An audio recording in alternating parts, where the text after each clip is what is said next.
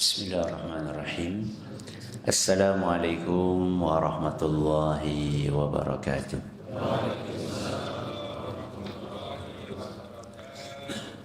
Alhamdulillahi rabbil alamin. Wa bihi nasta'inu ala umuri dunya waddin. Wa sallallahu ala nabiyyina wa sayyidina Muhammadin wa ala alihi wa sahbihi ajma'in, amma ba'd. Para sepuh bin sepuh, para alim, para ulama, para hadirin hadirat rahimani wa rahimakumullah. Kita panjatkan puja dan syukur kehadirat Allah Subhanahu wa taala.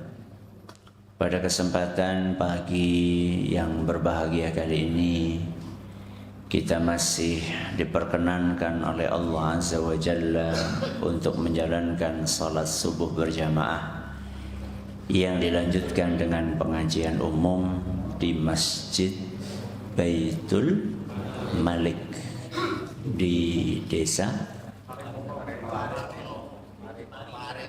Paremono, Kecamatan Mungkit, Kabupaten Magelang.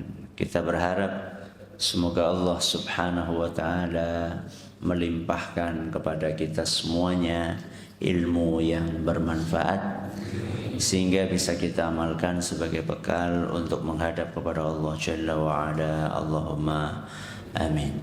Salawat dan salam semoga senantiasa tercurahkan kepada junjungan kita Nabi Agung Muhammad sallallahu alaihi wasallam, kepada keluarganya, sahabatnya, dan umatnya yang setia mengikuti tuntunannya hingga akhir nanti. Jamaah sekalian dan juga segenap pendengar serta pemirsa rahimani wa rahimakumullah. Mencari orang jujur di zaman ini gampang nopo susah? Susah. Maksudnya ini mencari pejabat yang jujur atau rakyat yang jujur? Yang susah yang mana? Dua-duanya. Yang susah itu mencari suami yang jujur atau istri yang jujur? Sama-sama susah, nggih? Masya Allah. Mencari pekerja yang jujur susah, mencari bos yang jujur susah, mencari majikan yang jujur susah, mencari pembantu yang jujur susah. Kalau mencari ustadz yang jujur, mencari santri yang jujur. Jadi jujur itu di zaman ini menjadi sesuatu yang langka. Sesuatu yang langka. Apakah kejujuran itu langka di antara kaum muslimin atau di antara orang-orang kafir? Di antara kaum muslimin pun kita kesulitan dalam banyak kesempatan untuk mencari orang yang jujur. Padahal jujur itu adalah sebuah akhlak yang sangat diperintahkan di dalam agama kita. Bahkan itu salah satu prinsip hidup seorang muslim. Kenapa kok bisa kejujuran menjadi sesuatu yang langka? Salah satu sebabnya adalah karena keberhasilan proyek setan. Apa? Proyek setan. Oh, ternyata setan juga punya apa? Proyek. Apa proyek setan itu? Proyek setan salah satunya adalah menampilkan yang baik terlihat buruk, menampilkan yang buruk terlihat baik.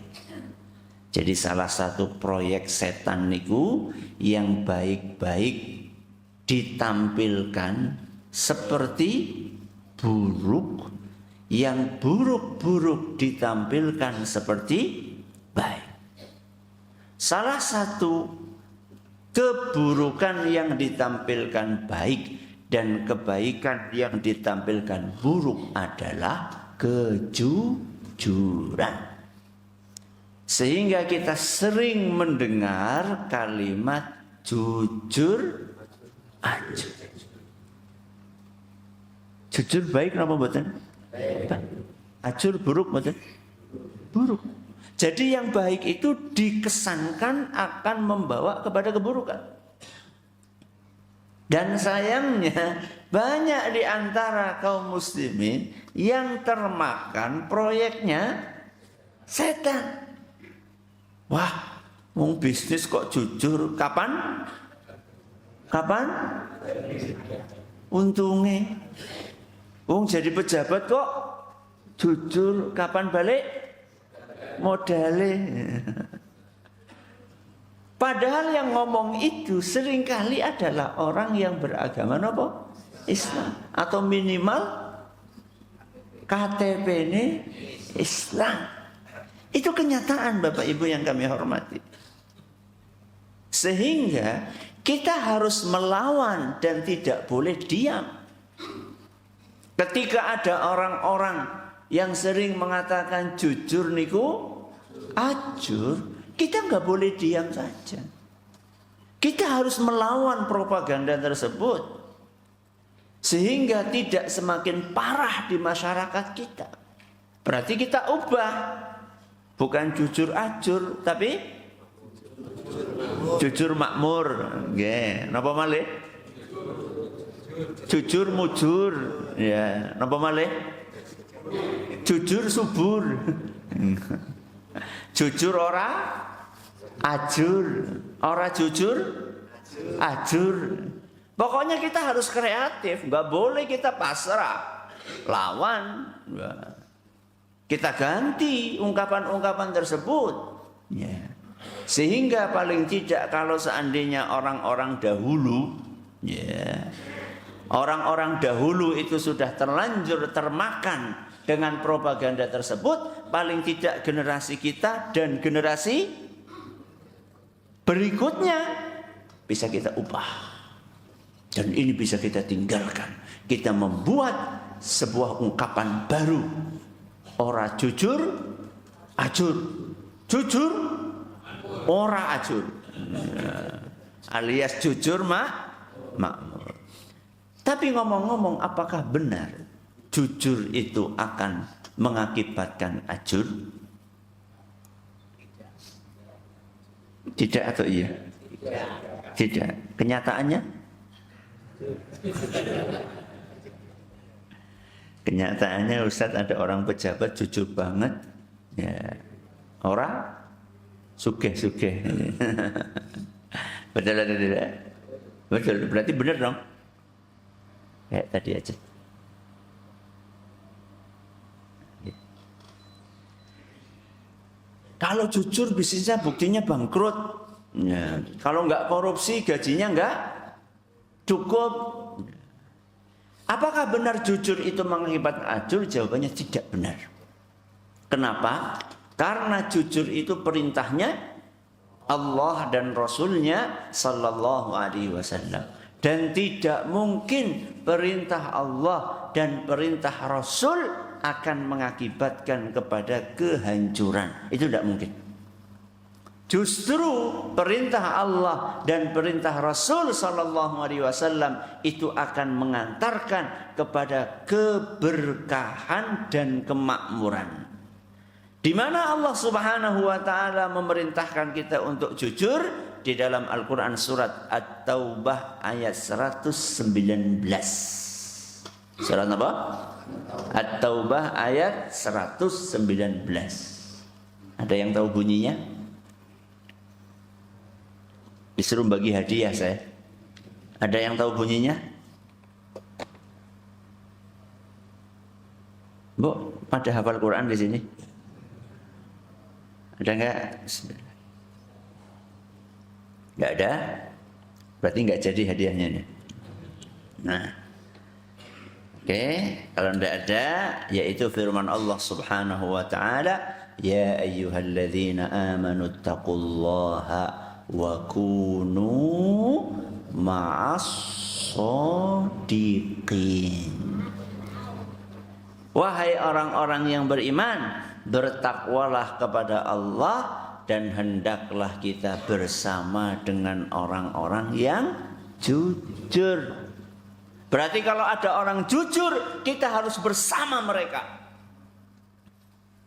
Kalau ada orang jujur, kita harus dukung dia. Kalau ada orang jujur, kita harus bela dia. Tidak boleh ada orang jujur malah kita kucilkan. Tidak boleh orang jujur malah kita tinggalkan.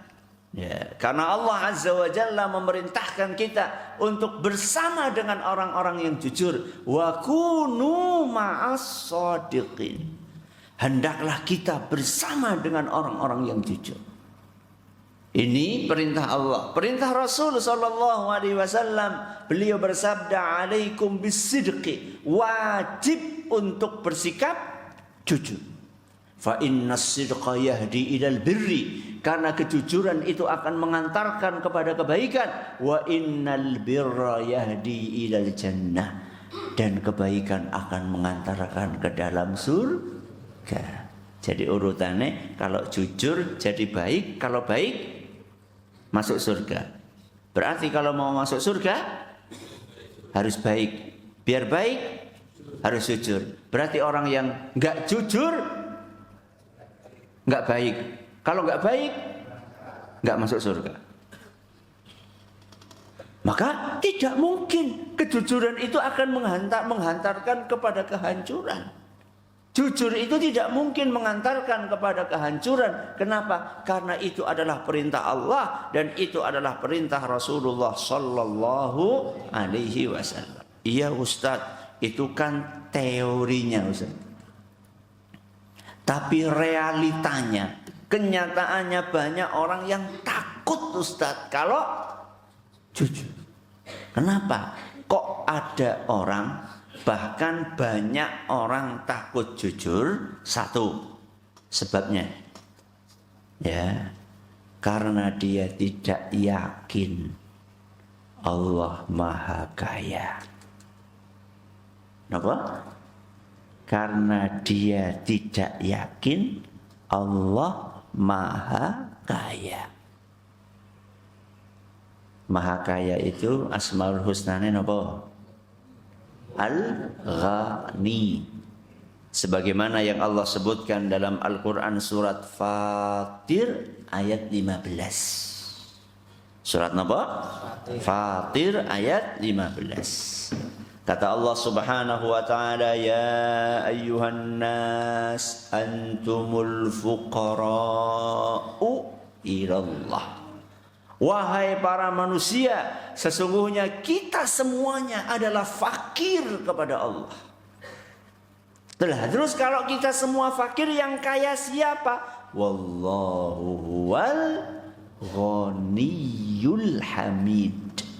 Sesungguhnya Allah Subhanahu wa taala al-ghaniyyu, napa al-ghani?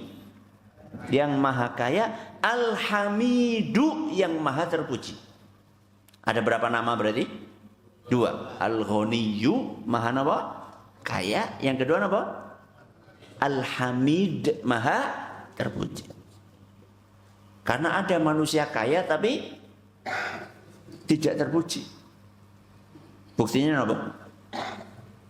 Sugih tapi medit. Ya, medit bahasa Magelang medit nggih.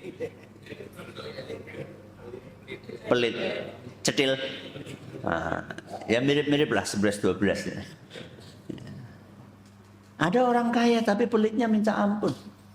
Nah, Allah Azza wa Jalla itu sudah maha kaya, Allah maha terpuji. Bahkan menawarkan kepada kita semuanya untuk minta kepada Allah. Ya. Ud'uni astajib lakum. Berdoalah kepadaku, mintalah kepadaku, aku pasti akan kabulkan. Apa ada orang kaya yang menawarkan seperti itu? Ayo yang butuh duit, silahkan kemana? Ke rumah ya. Wonten? Wonten Ustaz. Rentenir. Bukan. Menawarkan yang butuh datang ke rumah, saya bantu. Ada atau tidak? Ada Ustaz, biasanya kalau mau nyalek. Itu sih ada apanya? Ada maunya. Kalau ternyata nggak jadi pripun? Ditarik lagi. Ya. Allah Azza wa Jalla sudah Al-Ghaniyyu, Allah juga Al-Hamidu. Ya. Menawarkan kepada kita, siapa yang minta, minta. Siapa yang butuh, mintalah kepadaku. Dan aku pasti akan kabulkan. Nah, orang-orang yang termakan dengan propaganda jujur ajur itu, dia tidak yakin bahwa Allah itu maha kaya. Yang akan memberikan rizki itu bukan bos. Yang akan memberikan rizki itu bukan teman. Yang akan memberikan rizki itu bukan perusahaan. Yang akan memberikan rizki itu sinten? Allah. Loh Ustaz, buktinya setiap bulan yang transfer bos saya Ustaz. Iya, bos Anda itu cuma apa? Lantaran saja, lewat bos Anda. Kalau Allah nggak menghendaki, apakah bos Anda akan menggaji? Enggak. Berarti itu cuma lantaran saja, lewatnya lewat bos, tapi sejatinya duit itu dari Allah. Ya. Ini adalah sebab yang pertama. Apa sebab yang pertama? Tidak yakin bahwa Allah itu maha kaya. Sebab yang kedua, kenapa kok orang takut jujur? Karena dia terjerat budaya hedonisme. Napa hedonisme Pak Bu? Hah? Pengen hidup mewah. Padahal gajine mepet. Pengen penampilannya wah. Supaya bisa flexing. Ngertos flexing Pak? Pamer. Di mana? Ya di mana lagi kalau bukan di medsos ya. Yang bapak-bapak pengen foto naik moge. Yang ibu-ibu pengen foto bawa tas branded. Ya. Nggih Bu? Nggih napa mboten Bu? Mboten, masyaallah. Mboten keliru. Boten beneran nggih Bu nggih? Enggak lah. Masa jamaah pengajian ikut-ikutan flexing. Buat apa kita pamer? Buat apa pamer moge? Ada orang nggak mampu dia, udah jelas-jelas nggak mampu kok. Ya. Nekat beli nopo? Moge. Biar apa coba? Biar teman-teman kantornya pada wih. Ya. Terus napa? Nah, sing digoleki niku napa nek? Cek niku. Yang dia cari itu adalah wih. Ya. Wow, apalagi? Ya, decak kagum dari teman-temannya. Saya tanya, kira-kira teman-temannya itu berdecak kagum itu berapa hari? Berapa minggu, berapa bulan? Setelah sekian hari sudah nggak ada lagi yang berdecak kagum, malah merasa terganggu karena suara knalpote berisi i. Setelah itu yang akan nyicil siapa? Awake dhewe. Kita sendiri yang akan nyicil, yang pusing siapa? Kita sendiri. Apa teman-teman yang pada berdecak kagum itu ikut iuran? Enggak. Apakah yang ngasih like? Ngertos like? Jempol. Ya. Di akun jenengan, di akun medsos jenengan, itu nanti akan ikut bantu untuk nyicil cicilan yang setiap bulan itu sangat membengkak. Begitu gajian langsung habis buat nyicil semuanya. Terus makan 1 bulan berikutnya bagaimana? Ngutang. Subhanallah. Ini terjerat budaya apa? Hedonisme. Kenapa banyak orang-orang yang gajinya nggak cukup? Karena tidak sedikit di antara mereka yang bukan mencari hidup, tapi mencari gaya hidup. Sama atau beda? Hidup sama gaya hidup, sama atau beda? Beda. Kalau hidup ya makan, ya minum, yang ada. Kalau gaya hidup harus jajan kemana, rumah makan yang viral, ngantri berjam-jam. Itu namanya gaya hidup. Sebelum makan diapain dulu? Difoto dulu, terus diapain? Di-share, dijadikan status. Itu namanya gaya hidup. Gaya hidup itu pakaiannya harus yang apa tadi? Yang branded, limited edition, di Asia Tenggara cuma 3. Itu namanya gaya hidup. Wong ontel aja mau sepeda aja harus yang sepedanya harganya sekian belas atau puluh juta. Padahal pakai sepeda Mbah Kakung aja bisa kok. Sepeda nopo? Unta. Itu kan bisa. Kita ini mau nyari hidup atau nyari gaya hidup? Dah, ini yang kedua. Terjerat nopo? Budaya hedonisme. Yang ketiga, kenapa kok banyak orang takut jujur? Karena tidak kreatif dan malas berusaha. Tidak kreatif dan malas berusaha. Jadi dia itu nggak pinter untuk mencari alternatif, ya, mendapatkan uang yang halal. Pokoknya seakan-akan di hadapan dia itu cuma ada satu cara tok, yaitu korupsi, yaitu nipu. Seakan-akan kayak ndak ada alternatif lain untuk mencari penghasilan yang halal. Ya. Padahal saya tanya sama jenengan, di muka bumi ini yang halal sama yang haram banyak yang mana? Halal. Yakin? Yakin? Yakin. Kalau nggak percaya coba sate. Yang halal sama yang haram banyak yang mana?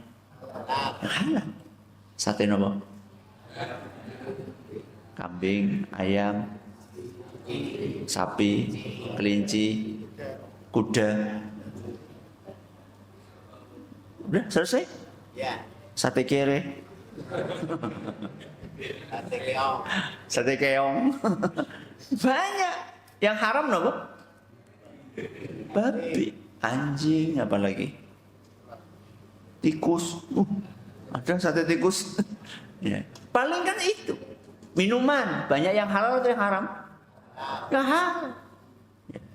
Wedang jahe, terus wedang susu, wedang kopi, wedang teh, wedang ubuh, wedang ronde. Ya, itu yang anget-anget. Kalau yang dingin-dingin, segala jenis jus. Ya. Coba sekarang, yang haram apa? Miras. Satu tok. Yang lainnya halal. Banyak orang itu nggak kreatif, nggak mau untuk memutar otaknya. Ya. Apa kata Nabi SAW dalam hadis yang diriwayatkan oleh Imam Bukhari dan Muslim? Li an yahtazima ahadukum huzmatan min hatabin fayabi'aha khairun lahu min an yas'alan nas. Daripada minta-minta, lebih terhormat pergi ke alas ngumpulin kayu bakar kemudian dijual di pasar. Lebih terhormat nyari kayu bakar kemudian dijual di pasar daripada nopo minta-minta. Sekarang coba mudah nyari kayu bakar, apa susahnya? Banyak orang buang-buang kok.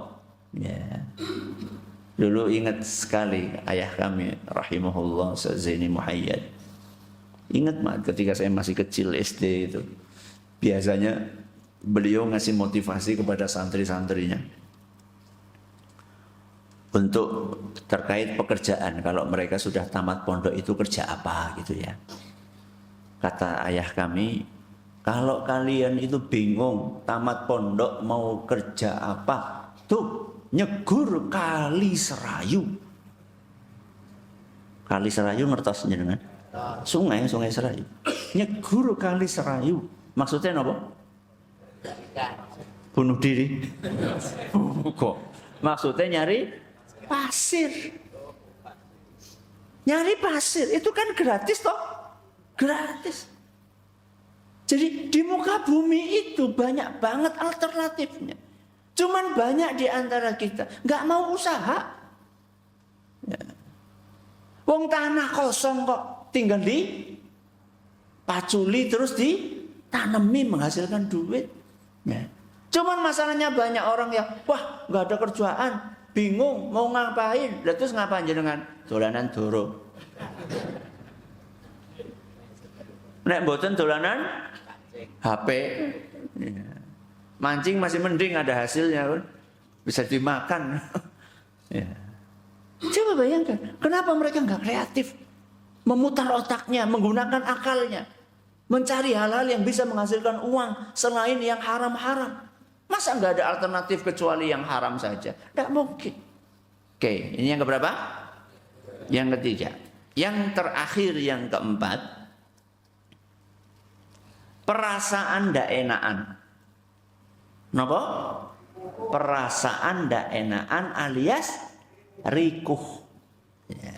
Ini salah satu yang menyebabkan orang takut jujur itu karena rikuh. Terutama kalau itu satu kantor. Ya. Dan rata-rata pada nggak jujur semuanya. Ya. Kemudian jenengan sendirian. Muncul perasaan apa? Rikuh. Akhirnya terjadilah korupsi berjamaah. Sudah nggak pernah sholat berjamaah, sekali berjamaah nopo korupsi. Ya, naudzubillah ini. Jangan. Kita itu adalah seorang muslim yang punya nopo prinsip. Jadi salah satu tandanya seorang muslim yang baik, dia itu berpegang dengan prinsip. Yang namanya mutiara itu, walaupun diletakkan di dalam lumpur, yo tetap mutiara. Ya. Jadi kita harus menjadi mutiara, walaupun di tengah-tengah nopo lumpur. Harus tetap bersinar. Harus tetap istimewa. Harus mewarnai lingkungan kita. Jadi perasaan tidak enak itu bahaya loh. Jangan tahu paman Nabi SAW yang meninggal dalam keadaan tidak beriman, padahal beliau membantu Rasulullah SAW dalam perjuangan beliau berdakwah mengajarkan Islam. Ngertos? Sinten? Abu Thalib. Abu Thalib. Jangan tahu Abu Thalib itu sebenarnya yakin atau tidak bahwa Islam itu benar? Yakin? Tahu dari mana? Beliau sendiri yang ngomong. Abu Thalib sendiri yang ngomong. Apa kata beliau? Wa'aradtu dinan qad araftu bi annahu min khairi adyanil bariyati dinan. Wa'aradta dinan qad araftu bi annahu min khairi adyanil bariyati dinan. Muhammad, kamu itu sudah menunjukkan kepadaku sebuah agama yang aku juga sudah yakin, aku sudah tahu bahwa agama yang kamu bawa itu adalah agama yang terbaik. Berarti tahu atau tidak bahwa Islam itu agama yang terbaik? Tahu. Nah, terus kok kenapa nggak mau mengikuti agama tersebut? Dengerin. Laulal malamata au hadara masabbatin lawajadtani samhan bidzalika mubina. Aku tuh takut dicela. Ndak enak sama masyarakatku. Karena perasaan itulah aku nggak mau mengikuti agama. Berarti ora kepenaan. Jadi hati-hati. Pakai wuh itu kalau masih dalam koridor yang tidak melanggar aturan agama, tidak masalah. Tapi masalahnya ini gara-gara pakai wuh akhirnya korupsi. Gara-gara pakai wuh akhirnya ikut-ikutan berbuat tidak jujur. Gara-gara pakai wuh akhirnya mempertahankan tradisi yang sudah menjurus kepada kesyirikan, kekufuran. Itu gara-gara pakai wuh itu. Ya. Wah, ndak enak nanti kalau nggak ikut acara nanti diomongin gimana sama masyarakatnya. Itu gara-gara pakai wuh itu. Jadi ngeri nih sampai levelnya Abu Thalib.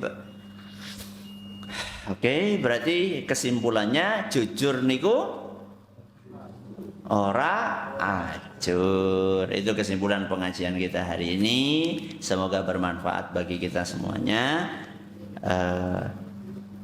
Ini mau pertanyaan atau saya yang nanya?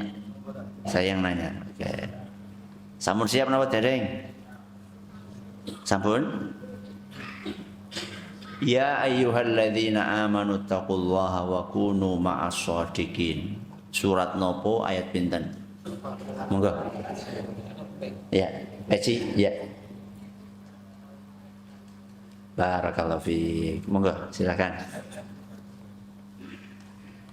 Pertanyaan berikutnya. Ibu-ibu nggih? Bu? Pun siap dereng? Sampun? Ya ayyuhan nas antumul fuqara'u ilallah. Surat napa ayat pinten? Angkat tangan. Nggih, Ibu. Surat napa? Oh nggih, leres. Alhamdulillah. Monggo, Bapak-bapak.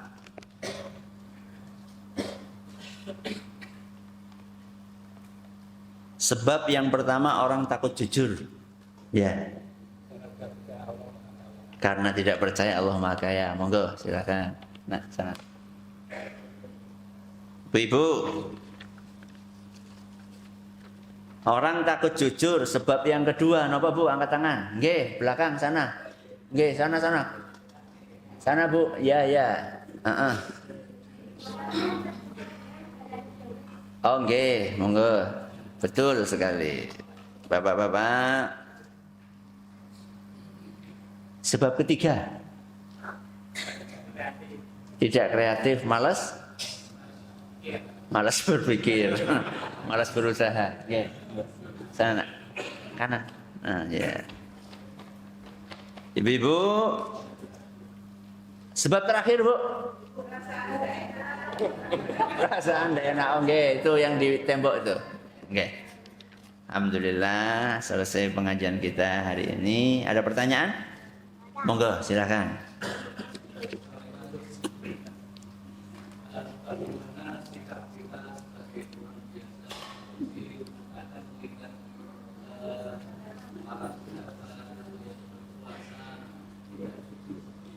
Ya. Bagaimana sikap kita sebagai rakyat biasa melihat pejabat yang tidak jujur? Sikap kita adalah memberikan nasihat. Kata Rasulullah sallallahu alaihi wasallam, ad-dinu an-nasihah. Agama itu nasihat. Maka para sahabat bertanya, "Qulna liman ya Rasulullah?" Nasihat itu buat siapa wahai Rasul? Maka kata Nabi sallallahu alaihi wasallam, "Lillahi wa li rasulihi wa li a'immatil muslimina wa ammatihim. Nasihat itu adalah untuk Allah, untuk Rasulnya, untuk para pemimpin dan rakyat. Berarti kita sebagai rakyat punya kewajiban untuk menasihati apa? Pemimpin. Tidak boleh dibiarkan, tidak boleh diam. Harus memberikan nasihat. Karena nanti kita akan dituntut di hadapan Allah Azza wa Jalla. Ketika melihat ada orang tidak jujur, kok diam saja? Caranya pripun? Nah, ini penting. Caranya pripun? Rasulullah Shallallahu Alaihi Wasallam mengajarkan kepada kita dalam sebuah hadis yang diriwayatkan oleh Imam Ibnu Abi Asim dalam kitab beliau As-Sunnah, dan hadis ini dirilis sahih oleh Syekh Al-Albani. Kata Nabi Shallallahu Alaihi Wasallam, "Man arada an yansaha lidhi sultan, fala yubdihi alaniyah." Barang siapa yang ingin menasihati penguasa, jangan di depan umum. Apa? Jangan di depan umum. Itu pesan dari Rasul SAW. Walakin ya'khudhu biyadih. Sampaikan secara personal. Fa in qabila minhu fadzaka. Kalau seandainya diterima nasihatnya, alhamdulillah. Wa illa faqad adda alladhi alaihi. Kalau ternyata tidak diterima, kita sudah menunaikan kewajiban. Jadi kewajiban kita itu memberikan nasihat atau memastikan diterima? Memberikan nasihat. Kalau memastikan diterima itu bukan wewenang kita. Itu adalah hak prerogatif Allah. Kewajiban kita cuma memberikan nasihat dengan adab, dengan cara yang diajarkan oleh agama kita. Mana mungkin Ustaz ketemu sama pejabat hari ini? Kok disuruh personal? Pripun carane Ustaz? Loh, sekarang buat apa ada WA? Sekarang buat apa mereka punya akun-akun? Ya di WA saja, orang diwaca Ustaz. Loh, kewajiban kita menyampaikan, bukan memastikan dibaca. Ya. Yang penting kita sudah menyampaikan. Coba sekarang gini, kalau nanti nih kita sudah WA, kok nggak dibaca atau dibaca centang 1? Dibaca apa centang 1? Atau centang 2 tapi nggak direspon, nggak ada perubahan. Kita sudah WA nih, nggak ada perubahan, atau nggak dibaca, atau nggak direspon. Terus kita mati, terus kita ditanya sama Allah. Kita mati, terus ditanya sama Allah. Itu dulu pas kamu hidup ada pejabat yang nggak jujur. Kok kamu diem aja loh? Wahai Robbi, saya sudah kasih nasihat. Tapi kok nggak berubah? Ya itu bukan urusan saya. Tapi kalau misalnya kita nggak ngasih nasihat, kemudian kita ditanya sama Allah, itu nggak jujur, kenapa kamu ngasih nasihat? Paling juga nggak dibaca. Kira-kira alasan itu diterima atau tidak? Enggak, belum dicoba kok. Tapi kan sudah dicoba sama orang lain. Loh, orang lain nggak dibaca, siapa tahu jenengan WA-nya dibaca. Satu, sekarang sudah ada sarana-sarana medsos yang lebih memudahkan kita. Kemudian yang kedua, bukankah setiap pejabat itu biasanya punya orang dekat? Punya apa? Orang dekat. Ya udah, lewat orang dekatnya aja. Masalah kemudian dia tidak menyampaikan kepada pejabatnya, lagi-lagi itu urusan dia sama Allah. Ya, loh, kamu itu punya kedekatan spesial loh. Kan kemarin kamu tim sesnya toh? Ya, kamu yang kemarin berdarah-darah toh? Nih saya pesen nasihat, tolong sampaikan ke bosmu. Ya, sampaikan ke gini. Urusan dia tidak menyampaikan, biar dia nanti tanggung jawab di hadapan sinten? Di hadapan Allah. Oke, ada yang lain? Monggo, silakan.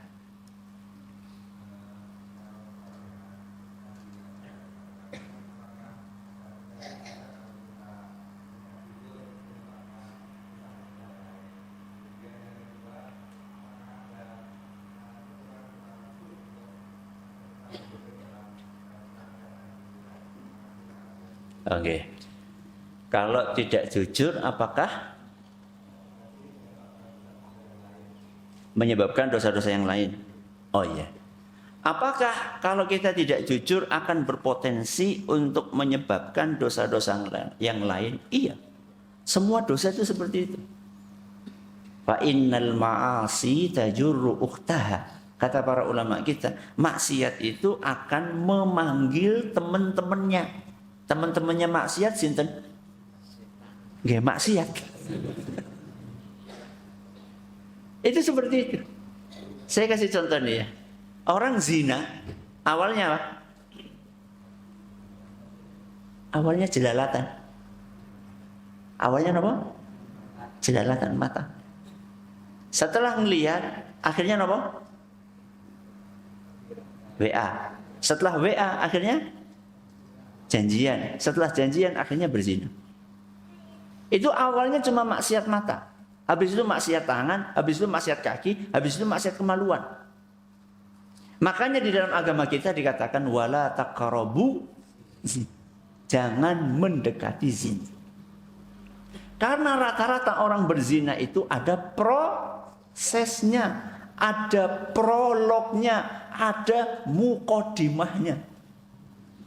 Arab zina mana mukodimah? Tidak ada orang zina ujung-ujung itu, tidak ada. Maka ketidakjujuran itu akan menyeret kepada dosa-dosa yang lainnya. Bisa menyeret kepada korupsi, ya. Bisa menyeret kepada perbuatan-perbuatan keji yang lainnya. Karena nggak jujur, korupsi ketahuan, akhirnya nggak mau ketahuan, saksinya dibungkam alias dibunuh. Ya. Itu kan pembunuhan itu awalnya dari ketidakjujuran. Ya, na'udzubillahi min dzalik. Ada doa khusus nggak terkait dengan itu? Doa yang seingat saya doa-doa yang sifatnya umum. Ya, doa-doa yang sifatnya umum.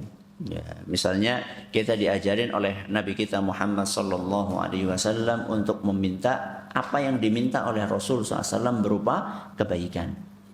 Wa as'aluka mimma sa'alaka bihi Muhammadun sallallahu alaihi wasallam wa a'udzubika mimma ista'ala minhu Muhammadun sallallahu alaihi wasallam.